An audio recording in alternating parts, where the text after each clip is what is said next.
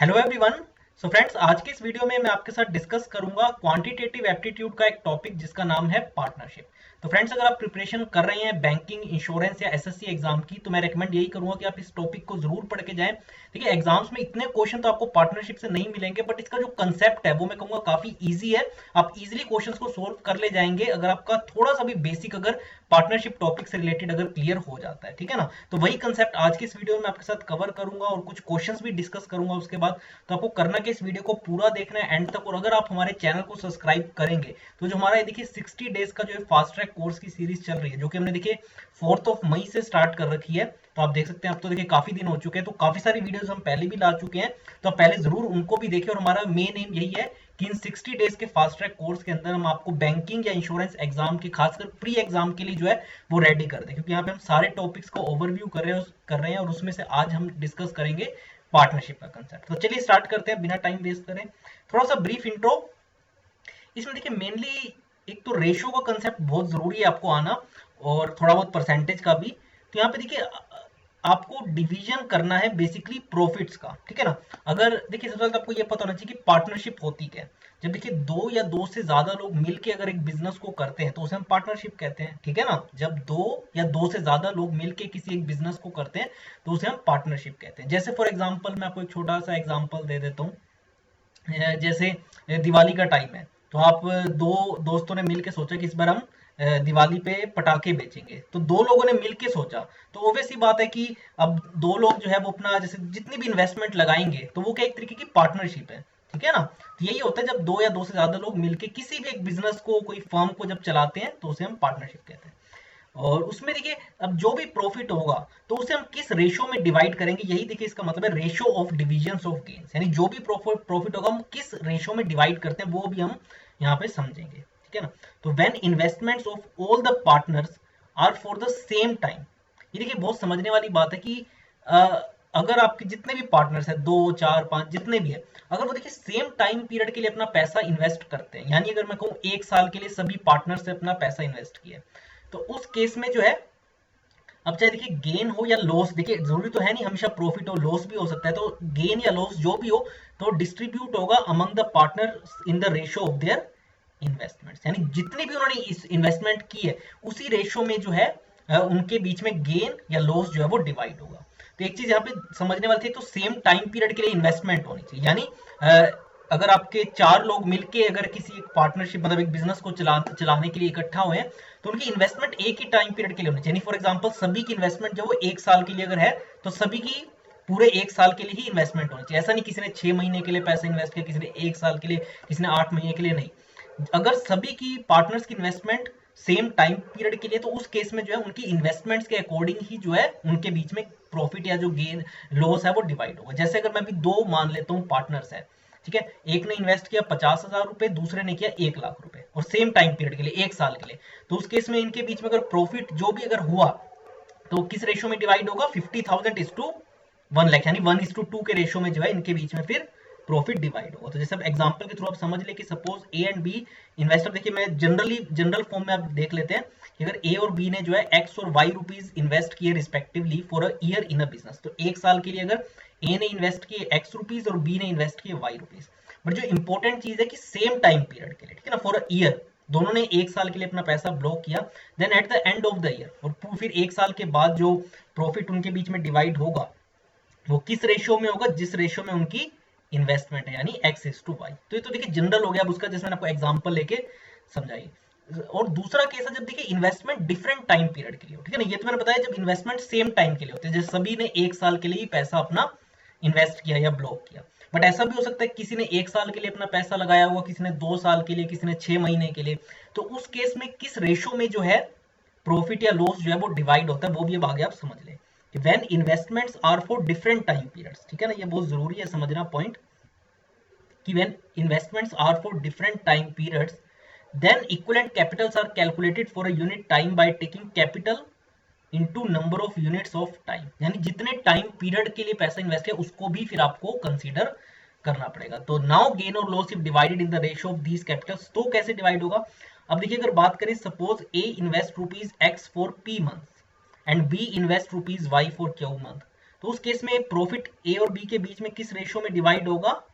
तो देखिए आप सिंपली उनकी इन्वेस्टमेंट को किससे मल्टीप्लाई करेंगे? जितने टाइम पीरियड के लिए उनकी इन्वेस्टमेंट रही, जैसे एक्स की इन्वेस्टमेंट रही पी मंथ्स के लिए और वाई की इन्वेस्टमेंट रही क्यू मंथ्स के लिए, तो इसी रेशियो में जो है इनके बीच में प्रॉफिट भी जो है वो शेयर होगा। तो ये दो इंपॉर्टेंट पॉइंट्स जो समझना बहुत जरूरी है। ये बेस है पार्टनरशिप का, अगर आप ये समझ जाते हैं तो मेजोरिटी ऑफ क्वेश्चन जो है वो आप एग्जाम में सोल्व कर लेंगे। उसमें से एक है कि अगर सेम टाइम पीरियड के लिए इन्वेस्टमेंट होती है तो देखिए उनकी इन्वेस्टमेंट के अमाउंट के अकॉर्डिंग ही जो है उनके बीच में प्रॉफिट जो है वो डिवाइड होगा। अगर डिफरेंट टाइम पीरियड के लिए किसी ने, एक ने 6 महीने के लिए इन्वेस्ट किया, दूसरे ने 1 साल के लिए, तो उस केस में उनके मंथ्स को भी हमें कंसीडर करना पड़ेगा। तो देखिए दो क्वेश्चन मैं आपके साथ भी लेके आया हूँ।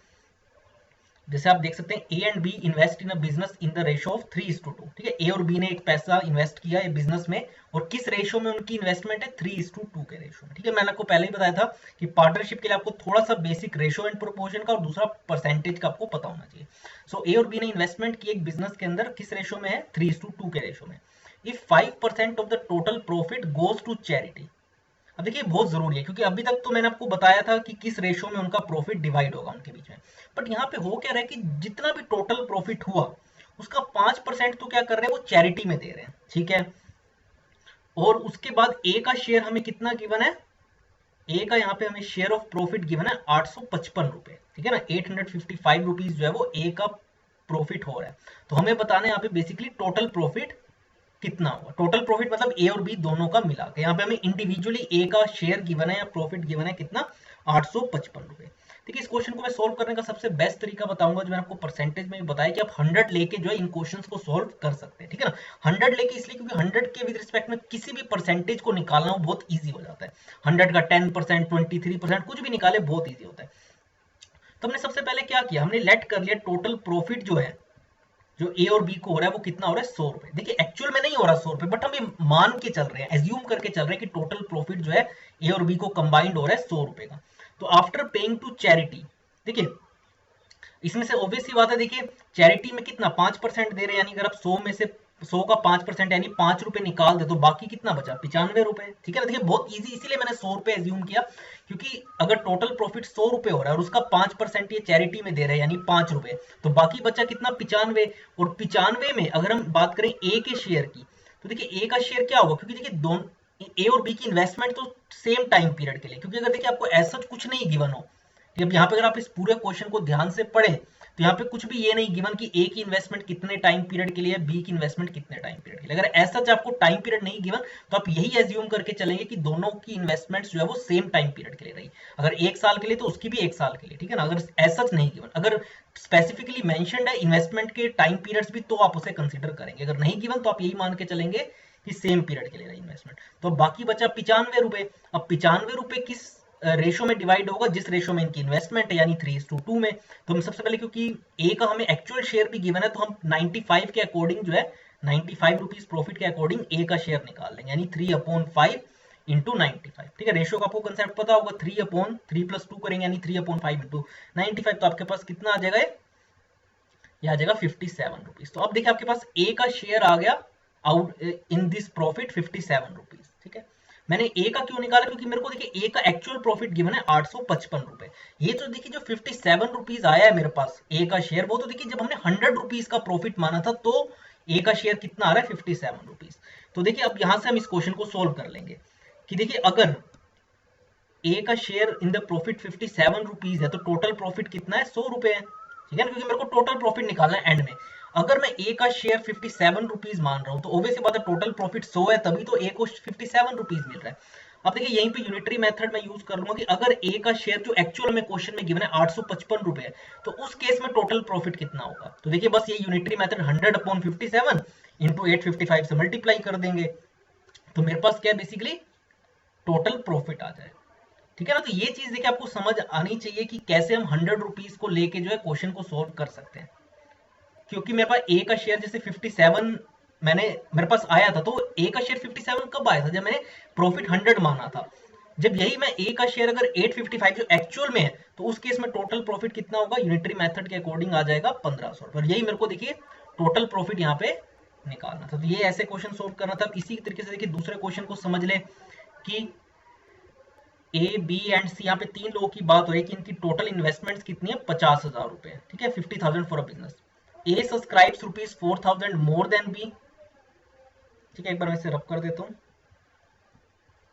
ठीक है, यहाँ पे भी देखिए एज सच अगर आप देखेंगे तो टाइम पीरियड्स की बात नहीं हो रही, बट अगर मैं आगे वाली वीडियोस में आपके साथ कोशिश करूंगा कि वो वाली वीडियोस भी लेके आऊं। वैसे देखिए पहले भी मैं ला चुका हूँ जहाँ पे टाइम पीरियड के अकॉर्डिंग भी जो है वो वेरी करता है जो शेयर ऑफ प्रॉफिट होता है, बट यहाँ पे खैर मैंने इतना मुश्किल क्वेश्चंस नहीं रखे, प्री लेवल के ही रखे। तो ए बी और सी की यहाँ पे बात हो रही है जिन्होंने टोटल इन्वेस्टमेंट बिजनेस में कितनी है, 50,000 रुपए। उसमें से ए की अगर बात करें तो A subscribes ₹4,000 more than B and B ₹5,000 more than C, यानी ए की इन्वेस्टमेंट जो है वो बी के कंपैरिजन में जो है 4,000 ज्यादा है और बी की जो है सी के कंपैरिजन में 5,000 रुपए ज्यादा। टोटल प्रॉफिट हमें गिवन है 35,000, तो हमें बताना है ए का शेयर कितना होगा। अगेन यहाँ पे टाइम पीरियड नहीं गिवन तो हम सबका इक्वल टाइम पीरियड के लिए इन्वेस्टमेंट मानेंगे। तो देखिए सबसे पहले ऑब्वियस सी बात है, सी के कंपैरिजन अगर हम सी की वैल्यू एक्स मान ले, अगर मैं सी की इन्वेस्टमेंट को एक्स रुपीज मान लूं, ठीक है ना, अगर मैं सी की इन्वेस्टमेंट को एक्स रुपीज मान लूं तो ऑब्वियस बात है मेरे पास बी की इन्वेस्टमेंट आ जाएगी, क्योंकि मेरे को पता है बी ने जो है 5,000 रुपए ज्यादा इन्वेस्ट किए एज कम्पेयर टू सी। तो अगर सी की इन्वेस्टमेंट एक्स है तो बी की इन्वेस्टमेंट कितनी हो जाएगी, एक्स प्लस 5,000, और ए की कितनी होगी, क्योंकि ए की इन्वेस्टमेंट बी से भी 4,000 ज्यादा है, तो यानी एक्स प्लस 5,000 प्लस और 4,000 करेंगे तो एक्स प्लस 9,000 आ जाएगी मेरे पास ए की इन्वेस्टमेंट। तो देखिए इस तरीके से मैंने जब सी की इन्वेस्टमेंट को एक्स माना तो मेरे पास बी की भी इन्वेस्टमेंट आ गई, ए की भी आ गई। तो बस, और मेरे को ये भी पता है कि टोटल इन्वेस्टमेंट कितनी है, 50,000 रुपए। तो यानी अगर मैं ए प्लस बी प्लस सी की तीनों की इन्वेस्टमेंट्स को ऐड करूं, एक्स प्लस 5,000 प्लस में एक्स प्लस 9,000, तो ऑब्वियसली बात है 50,000 के इक्वल होगा। तो यहाँ से मेरे पास पहले एक्स की वैल्यू कितनी आ जाएगी, 12,000। देखिए मेरे पास जैसी एक्स की वैल्यू 12,000 आई, यानी मेरे पास इससे क्या है, इंडिविजुअल इन्वेस्टमेंट्स आ जाएंगी ए बी और सी की, क्योंकि मैंने सी को क्या माना है, एक्स माना है, तो इसका मतलब सी की इन्वेस्टमेंट कितनी है, 12,000। बी की इन्वेस्टमेंट कितनी है, उसमें आप 5,000 और ऐड कर देंगे तो 17,000, और ए की कितनी है, तो आप इसमें 12,000 में 9,000 ऐड कर देंगे तो 21,000। तो आप देख सकते हैं ए इस टू बी इस टू सी क्या है, 21,000 इस टू 17,000 इस टू 12,000। जब आप 3 जीरो से 3 जीरो कट कर देंगे तो रेशियो के टर्म्स में कितनी इन्वेस्टमेंट आ जाएगी, 21 इस टू 17 इस टू 12। और हमें टोटल प्रॉफिट कितना गिवन है, 35,000 रुपए, और हमें बताना है कि ए का शेयर कितना होगा। तो ए का शेयर कितना होगा, आप देख सकते हैं ए का शेयर होगा 21, और टोटल आप करेंगे 21 प्लस 17 प्लस 12 तो 50 हो जाएगा। तो 21/50, और किससे मल्टीप्लाई करेंगे, टोटल प्रॉफिट से, यानी 35,000 से। तो यहाँ से मेरे पास क्या है, ए का शेयर आ जाएगा। तो अगर देखिए जैसे मैंने बताया रेशियो प्रोपोर्शन का आपको बेसिक कंसेप्ट पता हो तो आप इजीली सोल्व कर लेंगे यहाँ से। तो फिर मेरे को ए का शेयर निकालना है और टोटल प्रॉफिट मेरे को पता ही है, तो 21/50 इंटू 35,000, तो मेरे पास कितना आ जाएगा, ए का शेयर 14,700। तो इस तरीके से क्वेश्चन को सोल्व करना होता है। बट यहाँ पे क्योंकि इन्वेस्टमेंट्स का टाइम पीरियड हमें ऐसा गिवन नहीं था तो हम इक्वल मान के चले। यहीं पे देखिए कुछ ऐसी प्रॉब्लम्स हो जाएंगी या आपको पूछी जाएंगी जहाँ पे डिफरेंट टाइम पीरियड्स के इन्वेस्टमेंट हो, तो आप वहाँ पे फिर मल्टीप्लाई करेंगे उस टाइम पीरियड से, जो मैंने आपको इंट्रोडक्शन में बताया था। खैर आज की इस वीडियो में फ्रेंड्स इतना ही। कोई डाउट हो तो जरूर कमेंट बॉक्स में बताएं। इसके अलावा एक इंपॉर्टेंट इन्फॉर्मेशन है जो मैं आपके साथ शेयर करना चाहता हूँ, वो है हमारे ब्रिलियंट 50 बैच के रिगार्डिंग, जो हम स्टार्ट कर रहे हैं 1 जून से, जिसका मेन एम है यही है कि हम ऐसे 50 स्टूडेंट्स को अपने साथ एनरोल करें ताकि हम देखिए फर्स्ट अटेम्प्ट में उनका, अगर वो बैंकिंग या एसएससी जिसकी भी प्रिपरेशन कर रहे हैं वो हम क्रैक कराएं। उसके लिए देखिए हम पूरा उन्हें अपडेटेड स्टडी मटेरियल देंगे, हार्ड कॉपी उनके घर पे एड्रेस पे, पूरा वीडियो कोर्स मिलेगा, ठीक है, टेस्ट सीरीज मिलेगी 180 प्लस टेस्ट उनकी प्रैक्टिस के लिए, 1-to-1 व्हाट्सएप ग्रुप क्रिएट किया जाएगा ताकि कोई भी उनकी क्वेरी हो तो वो इंस्टेंटली फैकल्टीज के साथ अपनी सोल्व करा पाए, और रेगुलर बेसिस पे ट्रैकिंग भी रहेगी और वीकली बेसिस पे उन्हें असाइनमेंट्स भी सॉल्व करने को दिया जाएगा। तो इसके लिए आप हमारी वेबसाइट पे जा सकते हैं takshilalearning.com पे और डिटेल्स के लिए। और आज की इस वीडियो में इतना ही फ्रेंड्स, और अगर आप हमारे चैनल को भी सब्सक्राइब कर लेंगे, नोटिफिकेशन की बेल भी प्रेस करेंगे, तो आपके पास हमारी सारी वीडियोस का जो है अपडेट भी आ जाएगा। तो आज की इस वीडियो में इतना ही friends, thanks a lot for watching this video.